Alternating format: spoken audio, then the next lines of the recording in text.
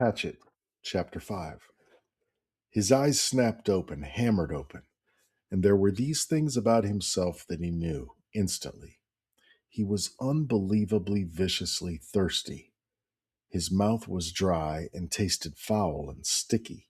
His lips were cracked and felt as if they were bleeding, and if he did not drink some water soon, he felt that he would wither up and die. Lots of water, all the water he could find. He knew the thirst and felt the burn on his face. It was mid afternoon, and the sun had come over him and cooked him while he slept, and his face was on fire, would blister, would peel, which did not help the thirst, made it much worse. He stood, using the tree to pull himself up, because there was still some pain and much stiffness, and he looked down at the lake. It was water, but he did not know if he could drink it. Nobody had ever told him if you could or could not drink lakes. And there was also the thought of the pilot, down in the blue with the plane strapped in, the body. Awful, he thought. But the lake was blue and wet looking, and his mouth and throat raged with the thirst, and he did not know where there might be another form of water that he could drink. Besides, he had probably swallowed a ton of it while he was swimming out of the plane and getting to shore. In the movies, they always showed the hero finding a clear spring with pure, sweet water to drink. But in the movies, they didn't have plane wrecks and swollen foreheads and aching bodies and thirst that tore at the hero until he couldn't think. Brian took small steps down the bank to the lake. Along the edge, there were thick grasses, and the water looked a little murky, and there were small things swimming in the water, small bugs. But there was a log extending about 20 feet out into the water of the lake, a beaver drop from some time before, with old limbs sticking up, almost like handles. He balanced on the log, holding himself up with the limbs, and teetered out past the weeds and murky water. And when he was out there where the water was clear and he could see no bugs swimming, he kneeled on the log to drink. A sip, he thought, still worrying about the lake water. I'll just take a sip. But when he brought a cupped hand to his mouth and felt the cold lake water trickle past his cracked lips and over his tongue, he could not stop. He had never, not even on long bike trips in the hot summer, been this thirsty. It was as if the water were more than water, as if the water had become all of life and he could not stop. He stooped and put his mouth to the lake and drank, pulling it deep and swallowing great gulps of it. He drank until his stomach was swollen, until he nearly fell off the log with it, and then he rose and stagger tripped his way back to the bank, where he was immediately sick and threw up most of the water. But his thirst was gone, and the water seemed to reduce the pain in his head as well, although the sunburn still cooked his face. So, he almost jumped with the word, spoken aloud. It seemed so out of place, the sound. He tried it again. So, so, so here I am. And there it is, he thought. For the first time since the crash, his mind started to work. His brain triggered, and he began thinking. Here I am. And where is that? Where am I? He pulled himself once more up the bank to the tall tree without branches and sat again with his back against the rough bark.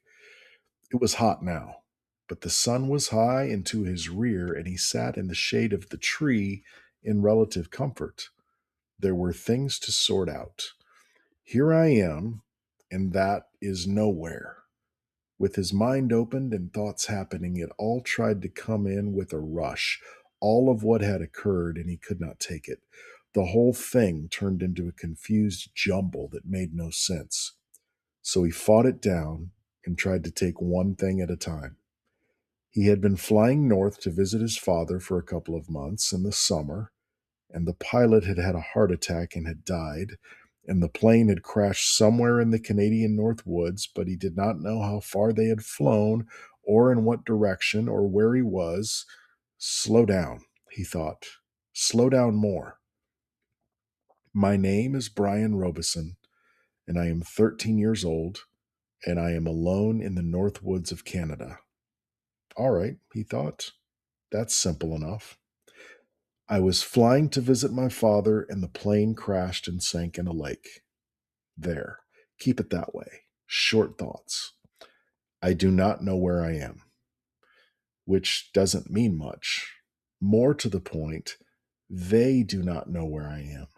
They, meaning anybody who might be wanting to look for me, the searchers. They would look for him, look for the plane. His father and mother would be frantic. They would tear the world apart to find him. Brian had seen searches on the news, seen movies about lost planes. When a plane went down, they mounted extensive searches, and almost always they found the plane within a day or two. Pilots all filed flight plans, a detailed plan for where and when they were going to fly, with all the courses explained. They would come, they would look for him. The searchers would get government planes and cover both sides of the flight plan filed by the pilot and search until they found him. Maybe even today. They might come today. This was the second day after the crash.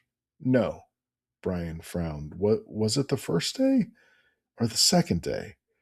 They had gone down in the afternoon, and he had spent the whole night out cold, so this was the first real day. But they could still come today. They would have started the search immediately when Brian's plane did not arrive. Yeah, they would probably come today. Probably come in here with amphibious planes, small bush planes with floats that could land right here on the lake and pick him up and take him home. Which home? The father home or the mother home? He stopped the thinking. It didn't matter.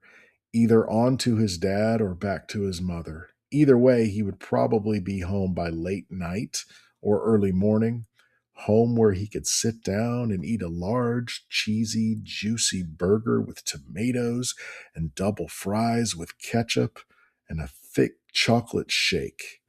And there came hunger. Brian rubbed his stomach. The hunger had been there, but something else, fear, pain, had held it down. Now, with the thought of the burger, the emptiness roared at him. He could not believe the hunger, had never felt it this way. The lake water had filled his stomach but left it hungry, and now it demanded food, screamed for food. And there was, he thought, absolutely nothing to eat. Nothing. What did they do in the movies when they got stranded like this? Oh, yes, the hero usually found some kind of plant that he knew was good to eat, and that took care of it. Just ate the plant until he was full, or used some kind of cute trap to catch an animal and cook it over a slick little fire, and pretty soon he had a full 8-course meal.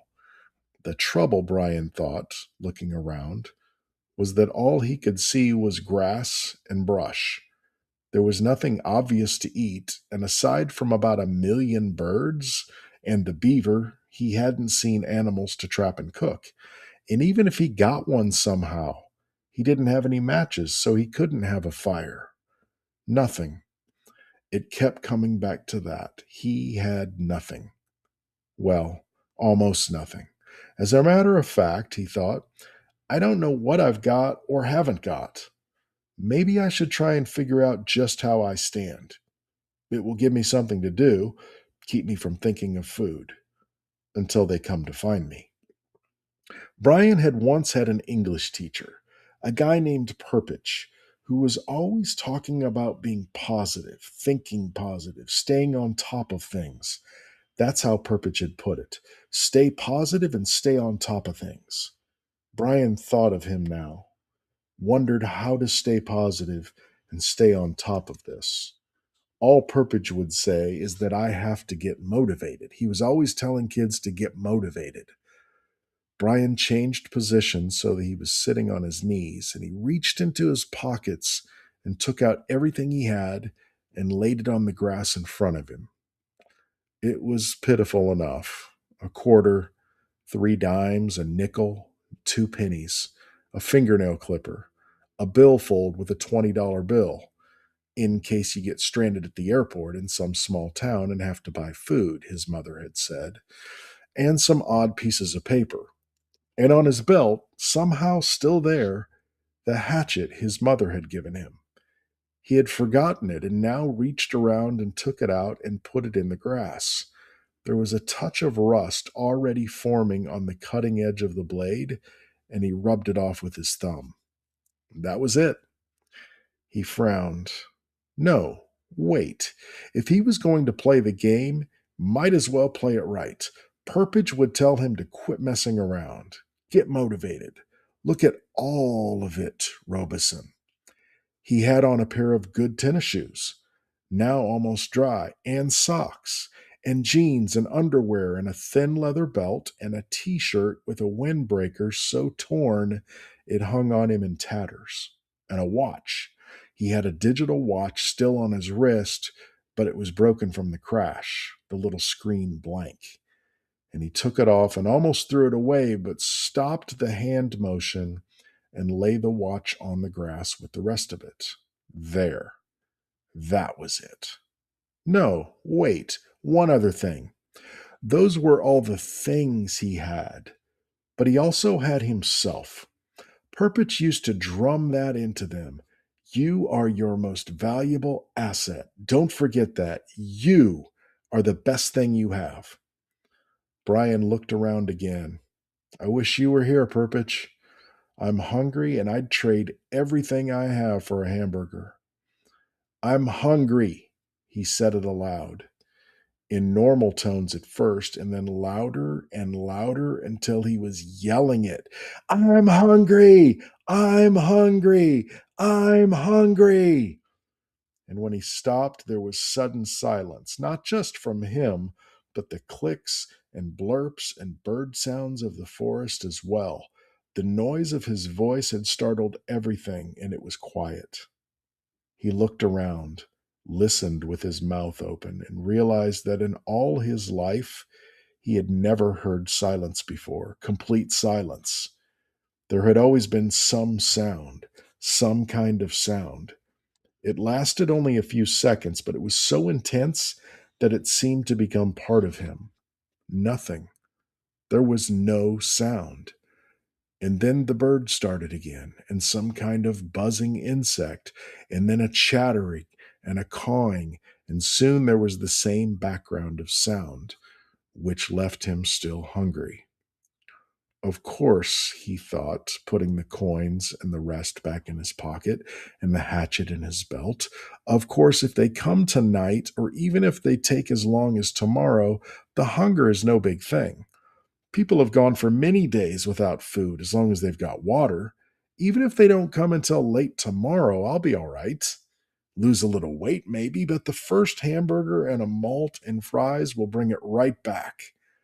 A mental picture of a hamburger, the way they showed it in the television commercials, thundered into his thoughts. Rich colors, the meat juicy and hot. He pushed the picture away. So even if they didn't find him until tomorrow, he thought, he would be all right. He had plenty of water, although he wasn't sure if it was good and clean or not. He sat again by the tree, his back against it. There was a thing bothering him. He wasn't quite sure what it was, but it kept chewing at the edge of his thoughts. Something about the plane and the pilot that would change things.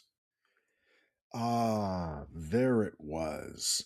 The moment when the pilot had his heart attack, his right foot had jerked down on the rudder pedal and the plane had slewed sideways. What did that mean?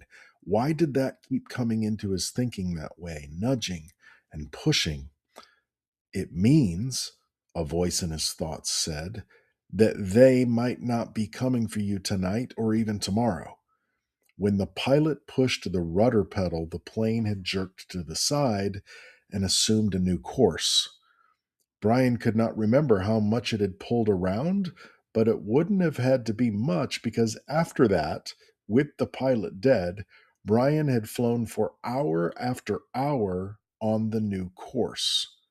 well away from the flight plan the pilot had filed. Many hours at maybe 160 miles an hour, even if it was only a little off course. With that speed and time, Brian might now be sitting several hundred miles off to the side of the recorded flight plan.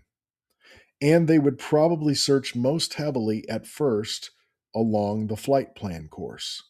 They might go out to the side a little, but he could easily be 300-400 miles to the side. He could not know, could not think of how far he might have flown wrong because he didn't know the original course and didn't know how much they had pulled sideways. Quite a bit. That's how he remembered it. Quite a jerk to the side. It pulled his head over sharply when the plane had swung around. They might not find him for 2 or 3 days. He felt his heartbeat increase as the fear started. The thought was there, but he fought it down for a time, pushed it away, and then it exploded out. They might not find him for a long time. And the next thought was there as well, that they might never find him, but that was panic, and he fought it down and tried to stay positive. They searched hard when a plane went down. They used many men and planes, and they would go to the side. They would know he was off from the flight path. He had talked to the man on the radio. They would somehow know. It would be all right.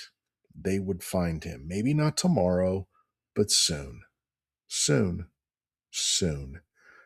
They would find him soon. Gradually, like sloshing oil, his thoughts settled back and the panic was gone. Say they didn't come for 2 days. No, say they didn't come for 3 days. Even push that to 4 days. He could live with that. He would have to live with that. He didn't want to think of them taking longer. But say 4 days. He had to do something. He couldn't just sit at the bottom of this tree and stare down at the lake for 4 days and nights.